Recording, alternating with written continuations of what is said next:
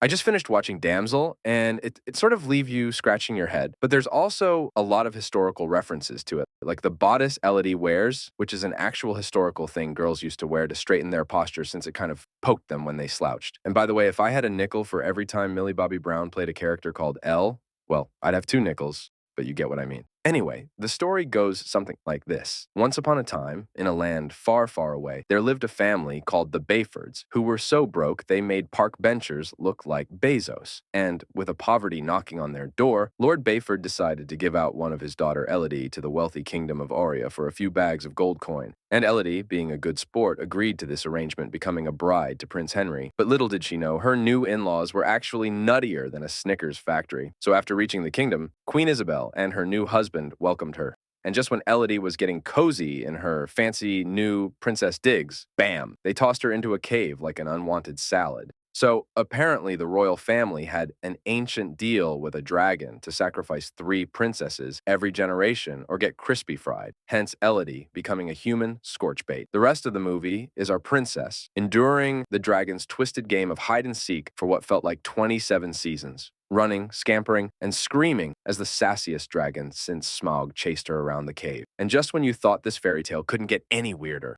we find out the reason the dragon was hunting this girls. You see, long time ago, the king's ancestors decided to go on a little dragon egg hunting spree and raided the lair of a mother dragon, slaughtering her 3 baby dragons and essentially ended her bloodline. Well, this dragon was understandably ticked off. So the king, in a moment of sheer brilliance, struck a deal with her. So he said, "Hey, I know we just murdered your kids, but how about we give you 3 princesses from our family every generation? That ought to make things square, right?" So this started the most twisted game of sacrificing the princesses. After more cave shenanigans and Elodie somehow not dying of starvation, she stabs the scaly meanie a few times. But being a complete badass, she doesn't kill her. Nope. She heals the beast with some glowworm witchcraft theory. Then Elodie heads back, crashes a royal wedding — I told you Prince Henry was a snooze fest — and convinces the dragon to crisp the whole corrupt royal family. So getting back to the details, something that I have noticed about this movie is that they have put so much thought into her dressing, because her gown actually had more tricks up its puffy sleeves than a Vegas magician. Let's start with the colors. Elodie's dress started up as this golden dress that made her look like she was at the Oscars, but as she got tossed into the dragon's pit, she shed the layers